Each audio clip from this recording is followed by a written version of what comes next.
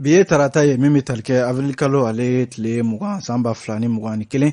aw minnu bɛ ka radio joliba lamɛn yɔrɔjan ani yɔrɔ suran b'aw bɛɛ fo ka aw waleɲuman dɔn aw bisimila kunnafoni sɛbɛnw olu lakali kɛnɛ ka kunnafoni sɛbɛn minnu bɛ bɔ dongo don limanaw ka tandɛnɛ fo ka se jumadonyaw ma an y'a kanu k'u lakali aw ye bamanankan yɛrɛ la a bɛ se ka faamuya sɔrɔ jamana kunnafoni la cogo min na o y'an sigikun ye laada an tɛna wuli o min ye kumaso kɔnɔna la yan a balimakɛ Amadu Jalo ka fara min ye Musa Sanogo k'ale bolo bɛ nɛgɛ karafe la lamɛnbaa cɛ ani muso minnu bɛ k'an lamɛn an b'aw fo dantɛ foli min na ka min ye segukaw fo Dakagun ka o fana bɛ k'an lamɛn ni waati na k'u bɛɛ lajɛlen ni sɔgɔma olu bɛ k'an lamɛn 100.1 kan Bamako yan an bɛ ka lamɛn 105.0 o tɛ 105 105.0 Bamako yan minnu b'an lamɛn bɔlɔlɔw fana sanfɛ jamana kɔ kan an b'u bɛɛ fo k'u waleɲuman dɔn aw bisimila kunnafoniw kɛnɛ kan.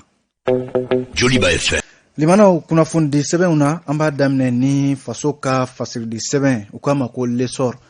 Limanaw lesor y'a jira k'a fɔ ko min ye yɛlɛmani minnu bɛ yen ni olu ka kan ni olu kan ka kɛ cɛmancɛ fanga yɛrɛ waati la politiko nasira ni nasira caman wɛrɛw fɛ. A jirala k'a fɔ jɛkulu dɔ de bɛ yen min ni ale de bɛna kuntilenna di baara ninnu ma wa ale de fana bɛna bila baara ninnu bɛɛ lajɛlen ɲɛma jɛkulu dɔ min ni maa faamuyalenba caman de bɛna bila ko hukumu kɔnɔna la. A jirala k'a fɔ lesor ka fɔ la jɛkulu min n'u k'a ma comité d'orientation stratégique ko a bilala sen kan wa kunungo yɛrɛ o baaraw kɛra premier ministre ɲɛkɔrɔ n'o ye Muktar Wani ye. A sen fɛ ni ye jateminɛ kɛ gouvernement maa caman de tun bɛ yen minnu ni olu fana tun b'a kɛnɛ kan. A bilala waati la fana waati min ni kalata waati olu fɔra gouvernement kelen fɛ ani maa hakili b'a la min ye nin jɛkulu kelen ye mars kalo tile 31 san 2021 na a sigiliko kuma fɔra. Baaraw ka daminɛ limanaw o bɛɛ lajɛlen sera ka kɛ kunungo ɲɛma ɲinina a la nka ni ye jateminɛ kɛ comité in kɔnɔna la a jarala k'a fɔ politiki tɔn b'a la politiki maa minnu ye politiki ɲɛmaw ye olu b'a la jamanadenw minnu ye société civile ye olu fana b'a la min bɛ tali kɛ hali kɛnyɛrɛ ye baarakɛlaw ka secteur privé n'a ɲɔgɔnna ninnu ani sanfɛ lɔkɔliso karamɔgɔw ka taa se lafasali kulu ma an ka laadala ɲɛmaw fo ka taa se diinɛ ɲɛmaw olu bɛɛ lajɛlen bɛ a kuluba in kɔnɔna la. O la sa baara in a daminɛna ministiriso fɛ min bɛ administration territoriale lieutenant colonel Abdoulaye Maïga ani a n'a baarakɛɲɔgɔn min bɛ tali kɛ Mamadu Muhammed Kulubali ale de bɛ jamana yɛrɛ bɛ se ka jɔsen kura kan cogo min na ale de bɛ o fana baaraw la. A jarala k'a fɔ ko baara kuntilenna 3 bɛ yen min ye comité ye a bɛna i ɲɛsin o de ma. O ye ko politiki tɔn yɛrɛ ka laɲini kɔnɔna la limanaw o ye ni ye jateminɛ kɛ transition yɛrɛ baaraw yɛlɛmani minnu ni olu bɛ transition kun kan ka kɛ ni a waatiw ye o baaraw b'a la ka taa se fana laɲini minnu fana kɛra min ye dialogue national inclusif o kɛra an ka jamana kɔnɔ yan laɲini minnu kɛra o fana senfɛ o baaraw ko sigi bɛna kɛ o fana kunna ani sigikafɔ minnu kɛra ni ye jateminɛ kɛ politiko yɛlɛmani ko nasiraw la o fana hakililaw olu bɛna ta a ko hukumu kɔnɔna la. Walasa ni ye jateminɛ kɛ walasa ka nin baara ninnu labɛn premier ministre n'o ye Muktar Wani ye ale de bɛ cɛmancɛ fanga kunna premier ministre la bi. Limanaw a ko nisɔndiyara kosɛbɛ kunungo baara ninnu laseli la a ko nin bɛna fɔ misali walima ka jaabi di kɛrɛnkɛrɛnnenya la cɛmancɛ fanga limanaw a ye hakilila minnu di a yɛrɛ ma ka baaraw kɛ yɛlɛmaniw k'o boloda o de ko bilalen filɛ sen kan nin ye ani cɛmancɛ fanga bɛna a ɲini a bɛ se min na a n'a bɛ se ka min kɛ limanaw yɛlɛmani minnu bolodalen don jamana kɔnɔ ni jamana mago b'olu la politiko ni fɛn wɛrɛw sira kan ka se ka o baara kɛ. O la sa comité min filɛ nin ye n'u k'a ma COS a jirala k'a fɔ limanaw an y'a fɔ ten kuma daminɛ na a bilali la sen kan a bɛnna ni waati fana ye gouvernement ye kalata minnu bolodalen don an ka jamana kɔnɔna la ko olu waatiw fana fɔ. Limanaw ko nin bɛna fɔ transition bɛna waati kɛrɛnkɛrɛnnen min kɛ a bɛna bɛn ni waati minnu ni u ye o di u yɛrɛ ma ani kalata minnu bɛna kɛ a bɛɛ bɛna kɛ waati kelenw na. O la sa kuma kɔni tɛna fɔ kuma min ni kuma si tɛ min kan ka fɔ mago bɛ kɛ min na ko o bɛna to yen nɔ. o la sa a jarala k'a fɔ limanaw fɛn fɛn bɛ jamana kun kan limanaw min ye kuma ye min bɛ bɛn min tɛ bɛn a bɛɛ de bɛ fɔ min ka ɲi o na ta min man ɲi o na bila o la sa minnu tun bɛ ko in kɛnɛ kan caman ye ɲininkali yɛrɛ kɛ k'a jira k'a fɔ ko kalata minnu fɔra nin olu bɛna kɛ waati minnu na min ye kalatalaw olu caman bɛ jamana kɔnɔna la gɛlɛya b'u kan caman bɛ yen minnu bɛ jamana fan wɛrɛw fɛ limanaw olu ka kalata ka gɛlɛn kosɛbɛ jamana lakanani ko ani waati kɛrɛnkɛrɛnnen jumɛn bɛna ta ka kalata ninnu kɛ o kɔnɔna la ani hali jamanaden minnu wililen don ka bɔ u sigiyɔrɔw la n'an ko ma personnes déplacées ni réfugiés olu ka kalata fana bɛna kɛ cogo di ani ka taa se jamanaden minnu bɛ jamana kɔ kan n'o ye diaspora maaw ye olu fana ka kalata bɛna kɛ cogo di minnu tun bɛ kɛnɛ kan olu caman ka ɲininkali de bolila nin kan premier ministre min n'ale tun bɛ kɛnɛ kan Muktar Wan a ye jaabi kɛ nin bɛɛ lajɛlen la limanaw a y'a jira k'a fɔ n'i y'a ye comité in sigira nin ko n'a damadɔ ɲininkali minnu filɛ nin ye a sigira nin de kama wa baaraw bɛna ɲɛsin ninnu de ma ministre kɔrɔ min n'o kama Mohamed Al Hussein Touré yɔrɔ ale de bɛ comité in ɲɛma hali n'a sɔrɔla fasiri ka fɔ la a ma sigi k'a bila baara yɛrɛ la nka comité in kɔni ka baara a bɛna fɔ o da donna ka ban sabu maa minnu bɛ yen ni olu bɛna bila a kɔnɔna la olu fana ma sigi fɔlɔ nka a bɛɛ lajɛlen ma ye minnu bɛna sugandi wa a donna k'a fɔ maa fasugu minnu yɛrɛ bɛna sugandi ka bila a kɔnɔna la ni ye jateminɛ kɛ gouvernement kɔni ko ni fɛn gɛlɛn b'a bolo bi transition kɔnɔna la o ye nin ye wa a jirala k'a fɔ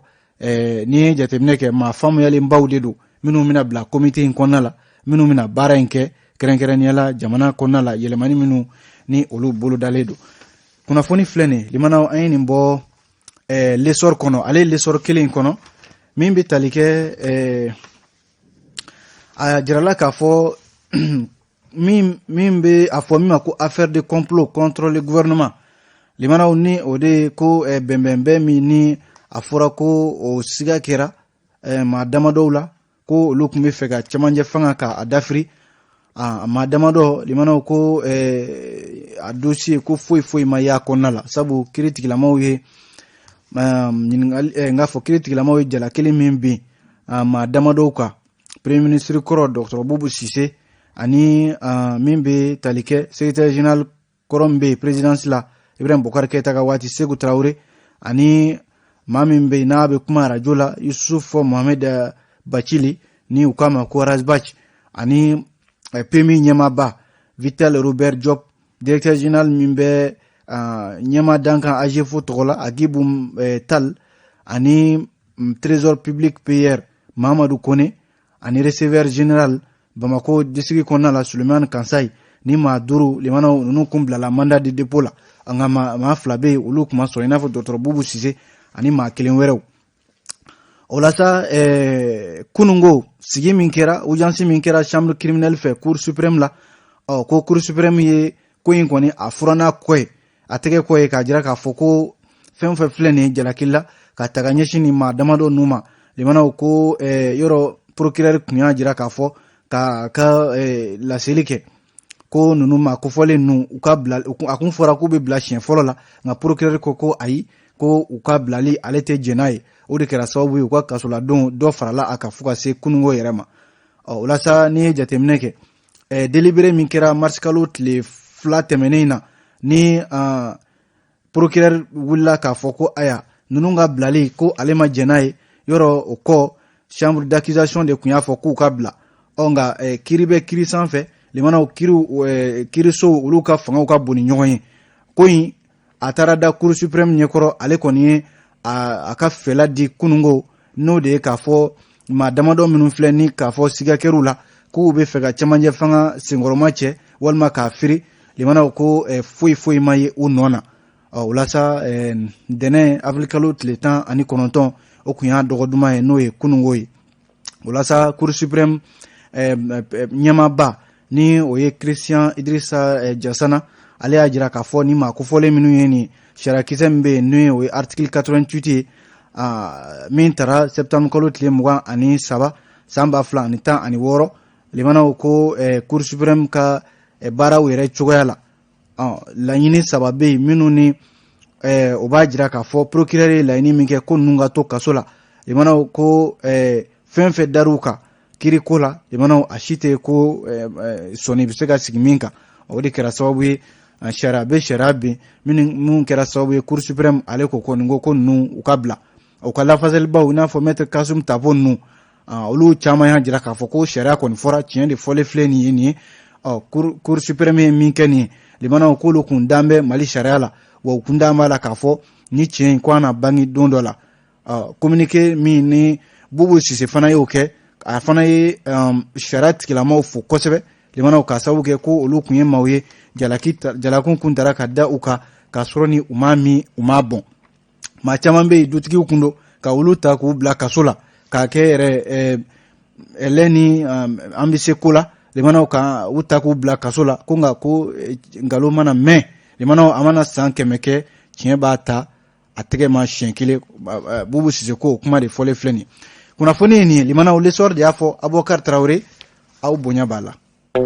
Joliba FM. Kunnafoni sɛbɛn min bɛ yen ni o ye Nouvelle Horizon ye ale kumana limanaw Nouvelle Horizon y'a jira k'a fɔ ko aya URD tɔn kɔnɔna la ko maa damadɔ bɛ yen olu bɛ sɔn ka olu kun bɛ sɔn ka bɔ fiɲɛ na dɛ k'a sababu kɛ limanaw kabi URD ɲɛmaaba ala ma hinɛna la Sumayila Sise ale ye politiki tɔn belebele ni min dilan n'a a jigiya yɛrɛ tun b'a kan k'a fɔ politiki tɔn in limanaw siga yɛrɛ t'a la a bɛ sɔn ka fanga sɔrɔ hali ni waati janyana nka maaw b'u ta la ala yɛrɛ b'a ta la Sumayila Sise limanaw ale taara ala ka wele kɔnɔna la nka limanaw politiki tɔn in a bilama eko dɔw tɛ fɛ ka janfa yɛrɛ kɛ politiki tɔn yɛrɛ ma jɔnjɔbaw minnu bɛ yen ni olu ye a sama senbaw ye limanaw yɔrɔ jamanakuntigi kalata an n'a tɔ tora kalo 10 o ye Simako ye ani wasaden kalata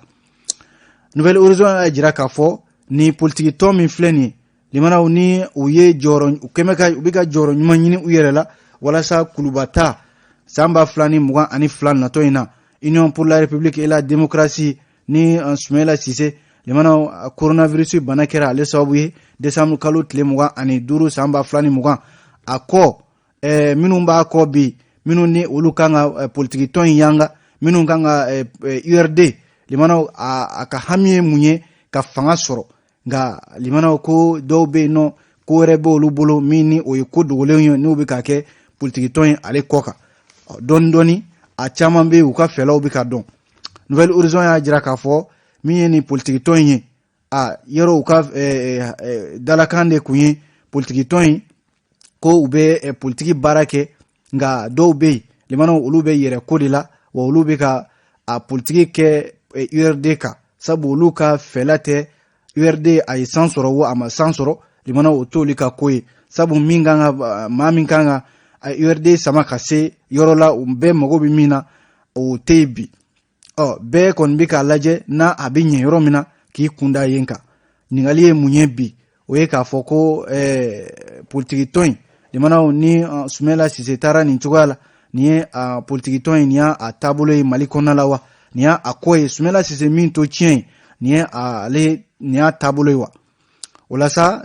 limanaw bamananw ko ten ko i mana du dilan ka ban limanaw duden bɛ na a hakilila don o la sa ni ye jateminɛ kɛ bi yɔrɔ politiki yɛrɛ a dilankan de ye ka maa min bɛ yen ni hɔrɔnya ni i ka danbe limanaw politiki dilanna o de kama ani ka jamanadenw ka kuntilennadenw ma ka fɛɛrɛ ɲini i bɛ se ka jamanadenw bila sira kan ani a kuntilenna kan min bɛ se ka jamanadenw yɛrɛ wasa cogo min na nka limanaw an ka politiki tɔnw caman bɛ yen u ka kuntilenna to yen n'i ye jateminɛ kɛ min ye Sumayila Sise ala ma hinɛna la limanaw ale min ni a siga kun t'a la fiyewu ni kalata kun tora ka kɛ ala de bɛ se ka ko la n'o tɛ bɛɛ kun sɔn b'a ma ko Sumayila Sise limanaw a kunna jamanakuntigiya a kunna o sɔrɔ o la sa nka bi Sumayila Sise tɛ yen jɔyɔrɔba maa minnu bɛ yen n'olu bɛ URD kɔnɔna la caman bɛ yen bi a jirala k'a fɔ ko olu kuntilenna wɛrɛ b'u la min ni URD yɛrɛ kuntilenna tɛ kelen minnu bɛ kunnafoni kalama ni Nouvelle Horizon ko ale ye tɛgɛ da o kan o ye k'a fɔ caman bɛ yen bi limanaw ko olu bɛ fɛ ka bɔyɔrɔ ɲini ka u kunda nafolotigiw kan i n'a fɔ Seydou Mamadu Kulubali ale min bi na a jɔyɔrɔ ka bon jamanakuntigi kalata la ani premier ministre kɔrɔ min tun bɛ Ibrahim Boubacar Keita ka waati la dɔgɔtɔrɔ Bubu Sise ninnu ko u bɛ fɛ ka jamanakuntigiya ɲini n'a ma ɲɛ k'u bɛ k'a ɲini a bɛ n'a fɔ maa bɛ yen minnu bɛ URD kɔnɔna la bi siganama wa sɔɔni yɛrɛ ko a ma kofɔlenw tɔgɔ tɛna fɔ minnu ko k'olu na tugu Seydou Mamadu Kulubali kɔ ani dɔgɔtɔrɔ Bubu Sise limanaw ko taabolo de ye nin ye an bɛ lahala de la n'a ma ɲɛ k'o bɛ kɛ nka a mana kɛ cogo cogo URD ɲɛmaa danga dɔw yɛrɛ y'u kalen k'u siɲɛ ko olu ta ye URD ko ye wa fɛn fɛn ye URD janfali ye limanaw maa bɛ yen ko o yera la olu na olu tigiw tɔgɔw fɔ nka ɲininkali kɛn bɛ bi limanaw jɔnni de bɛ fɛ ka Sumala Sise hakilila min bila URD kɔnɔna la jɔnni de bɛ fɛ ka hakilila in janfa ka tila ka hakilila wɛrɛ ɲini ko nafolo ko dan b'a yɛrɛ ye walima ko maa ko dan b'a yɛrɛ ye Toguna a Traoré ale de ye nin fasiri kɛ dɛ limanaw an y'a bɔ Nouvelle Horizon kɔnɔ aw bonya b'a la. Joliba kunnafoni sɛbɛn min bɛ yen ni o ye l'indépendant ye ale y'a jira k'a fɔ limanaw ko ni ye jateminɛ yɛrɛ kɛ an ka jamana kɔnɔ yɔrɔ yafa kɛra maa dɔw ma minnu ye coup d'état kɛ an ka jamana kɔnɔ yan nka limanaw ko jɛkulu dɔw bɛ yen ni u k'a ma Front contre l'impunité ninnu filɛ nin ye ko u bɛ u tɛna jɛni nin waleya ye dɛ u filɛ ka ma wele bɔgɔ jɛnɛ kan n'o ye cɛmancɛ fanga yɛrɛ ɲɛmaa dankan ye colonel Assimi Goïta ani CNT o ɲɛmaa colonel Maliki Diaw ne hakilila jiginna mars kalo tile 30 tɛmɛnen na a jirala k'a fɔ ko projet dɔ bɛ yen min ni sariya nasira don limanaw ni ale de bɛ fɛ ka ta ko maa bɛ yen ko ye coup d'état kɛ Mali kɔnɔ ko ka yafa a bɛɛ lajɛlen ma nka jɛkulu in min na a bilala sen kan nin ye ko min ye olu kɔni tɛ se ka jɛni nin ye wa u na ma wele ka olu sariya ɲɛkɔrɔ colonel Assimi Goïta ani Maliki Diaw k'a fɔ u ye lettre ci u ma yɛrɛ kɛrɛnkɛrɛnnenya la Faransi ani Belgique ninnu ni États-Unis ni Pays-Bas olu minnu ka lasigidenw bɛ Mali kɔnɔ k'u bɔ a kalama ani hali MINUSMA ka taa se jɛkulu minnu bɛ bunahadamadenya lafasali la AMDH ni CNDH k'u bɛɛ lajɛlen bɔ a kalama o la ni ye sɛbɛn in kɔnɔna lajɛ secrétaire général min bɛ yen ni ale bɛ a ko kunna Mamadi Kamara a y'a jira k'a fɔ ko jamanakuntigi ka danga fɔlɔ n'o ye Assimi Goïta ye limanaw olu minnu ni olu de ye fanga minɛ Ibrahim Boubacar Keita la u ye layidu min di jamanadenw ma k'a fɔ n'u u ye fanga kɔni minɛ nka u ye layidu di ko fanga in limanaw a tɛna to olu bolo u n'a di jamanadenw ma maa minnu tɛ finitigiw ye nka limanaw ko o ko min ni o fɔra o bɛɛ lajɛlen ɲɛ bɔ o la bi jamana cakɛda caman bɛ yen bi o kɛn bɛ finitigiw ye hali ni CNT yɛrɛ lajɛ o ye Maliki Diaw ale de b'o ɲɛmaya la ale min fasiri ka kuma don dɛ ko ale de y'a yɛrɛ sigi ye i n'a fɔ ko k'o ye a yɛrɛ tigi k'a bɛ n'a fɔ CEDEAO ka sariya minnu bɛ yen k'a bɛ olu bɛɛ lajɛlen sɔsɔ n'i ye jateminɛ kɛ ni jɛkulu min ye nin ye n'o ye Front contre l'impunité ye u ye a jira k'a fɔ bi Mali kɛn bɛ yɛlɛko jamana ye diɲɛ ɲɛfɛ sabu ko maa minnu kɛn bɛ ka fanga daraki olu de kɛn bɛ ka fanga ta k'a kɛ u ta ye bi k'u bɛ ambassadeur fɛn fɛn bɛ yen n'o ye Mali baarakɛɲɔgɔn ye Mali kɔnɔna la yan u b'u bɛɛ lajɛlen lasɔmi k'a fɔ ko min ye malidenw ye u kun sigin bɛ ka yɛlɛmani minnu kɔnɔ Mali kɔnɔ k'a fɔ Ibrahim Boubacar Keita ka fanga taara Mali kurako kuma min fɔra limanaw hali sisan taama bɔ sisima mɛnɛ olu kɔni ta ye min ye o se ye min ye olu bɛna Maliki Diaw ani min ye colonel Maliki Diaw ani colonel Assimi Goïta ye limanaw ko k'u wele sariya ɲɛfɛ u ka ɲɛfɔli kɛ sabu min bɛ tali kɛ maa minnu bɛ yen ni olu ye coup d'état kɛ n'a fɔra ko sariya bɛ sen na ko yafa bɛna kɛ olu ma olu tɛna se ka jɛn ni o ye ale indépendant kelen in na limanaw a jirala k'a fɔ ko walasa jamana foroba cakɛlaw u ka se ka dɔn min ni o bɛ baara yɛrɛ la min taara a ɲɛma ani min ye ɲɔgɔndan kɛ ka foroba baara sɔrɔ limanaw n'a ma kɛ ni yurukuyuruku ye yɔrɔ nin baara kun daminɛna a mɛnna kabi Ibrahim Boubacar Keita ka waati la n'i ye jateminɛ kɛ a jirala k'a fɔ lettre dɔ de senfɛ lettre min ni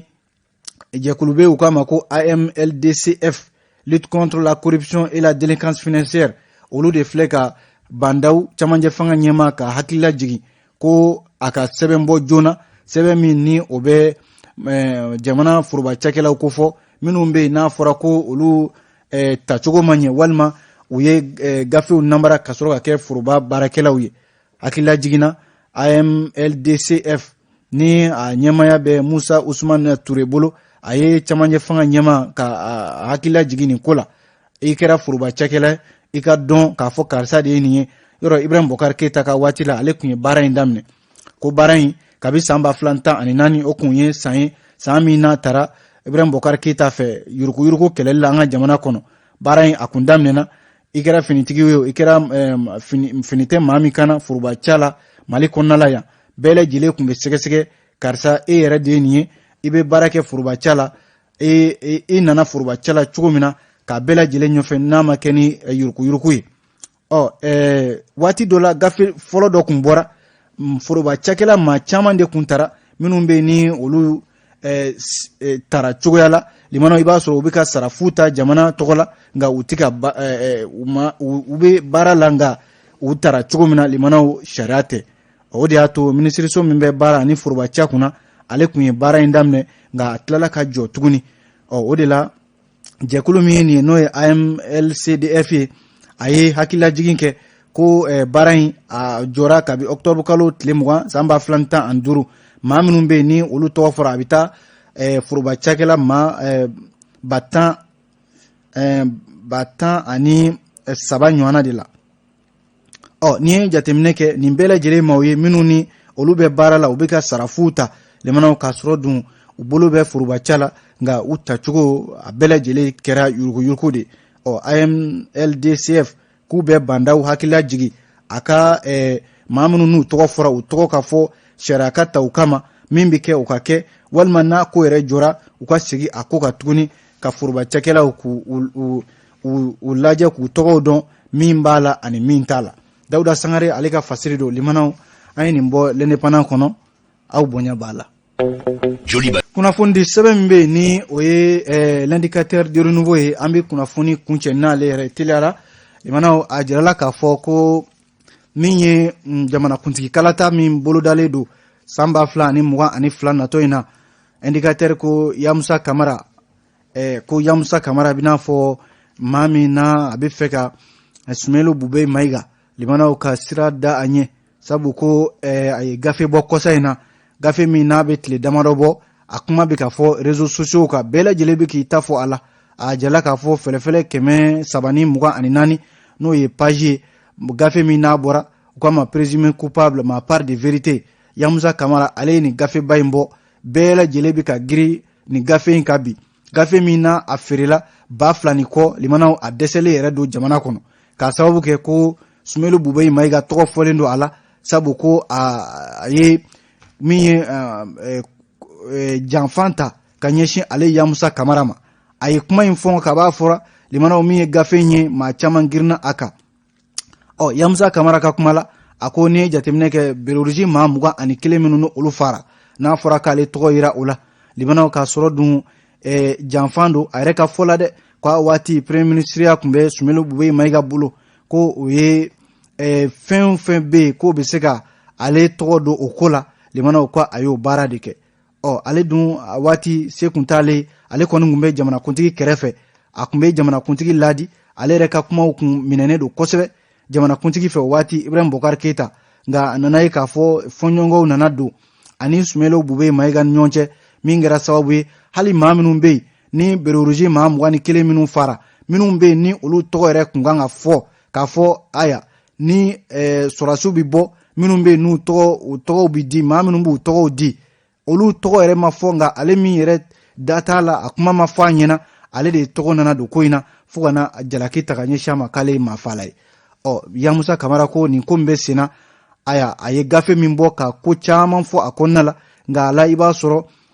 sariya batobaliya k'a daminɛ jamanakuntigi yɛrɛ Ibrahim Bokar Keita ka na waati premier ministre min tun bɛ Sumelo Bube Mayiga limanaw fo ka na se olu tali la k'a fɔ olu de ye beroriji maa 21 minnu fara ko jalaki taara ka ɲɛsin u ma a ko kiiri ma kɛ o ma diya ale ye kiiri in kun kan ka kɛ fo ka se a dan de la ale dun a y'a fɔ a waati la ko kiiri in tɛna se ka kɛ sabu ko tiɲɛ t'a kɔnɔna la ale kɔni ta fan ko janfan de taara ka ɲɛsin a ma indicateur ko jamanakuntigi kalata min bɛ ka i kunda an kan san 2022 yɔrɔ Sumelu Bube Mayiga cɛbɔ don a bɛ sɔn k'i kanbɔ n'a ma ɲɛ ko bɛ kɛ caman bɛ yen bi minnu ni olu labɛnnen don ka Sumelu Bube Mayiga ka senkɔrɔma cɛ ko nin sira wɛrɛ y'u bolo u bɛ sɔn k'u sinsin min kan ne ka kuma tɛ dɛ limanaw an ye nin bɔ indicateur kɔnɔ aw bonya bɛ kunnafoni na Musa y'an ka bɔ kɛnɛ kɔnɔna la nin ye cikan ye k'a lase bɛɛ lajɛlen ma don kɛrɛnkɛrɛnnen min ɲɛsinnen don gafe ani maa minnu bɛ yen n'u bɛ gafe sɛbɛnnaw ka hakɛw lafasa n'o ye droit d'auteur ye ko avril kalo tile 23 o ye don kɛrɛnkɛrɛnnen min ɲɛsinnen don gafe ani gafe sɛbɛnnaw ka hakɛ minisiso min bɛ an ka seko ni dɔnko ani bolobaara kunna ale ni minisiso min bɛ kalanko ani sanfɛ kalanso kunna fo ka taa se min ye UNESCO u ka bureau bɛ Mali kɔnɔ yan k'u bɛ tasibila kɛ ka ɲɛsin sɛbɛnnikɛlaw ma o de la don kɛrɛnkɛrɛnnen min ni o bɛna boli min bɛ tali kɛ gafe kalan kan min bɛ nɛgɛ kanɲɛ 10 ka taa bila a 11 la o bɛ kɛ bi min ye gafe kalan ye o fana bolodalen don CICB la min ni tasibila bɛna kɛ ka ɲɛsin Adam Cham ma ale ye kunnafonidila ye poyi sɛbɛnna fana don ani min ye gafew ye olu fana bɛna tila kalansow ni ɲɔgɔn cɛ sanfɛ kalanso ani duguma kalanso Bamako yan ani an ka marabolo tɔw la baara minnu bolodalen don a tɔw fana o ye livre feereyɔrɔw bibliothèque nationale la o fana baaraw bɛna bila sen kan walasa k'a ta nɛgɛ kanɲɛ 10 fo ka taa se a kanɲɛ 11 ma maa bɛ yen k'e ye gafe kanuba ye i welelen don nin kɛnɛ in kan walasa gafe kalan a ka se ka ye a kɛnɛ kan a bolodalen don avril kalo tile 23 natɔ in na limanaw an sera ka min sɔrɔ bi ka di aw ma o ye nin ye kunnafoni ninnu lakalila Amadu Jalo fɛ Musa Sanogo bolo bɛ nɛgɛ karafe la an b'a fɔ a k'an bɛn sini Ala sɔnna aw ni ce radio Joliba ka kunnafoni gafew lamɛnli la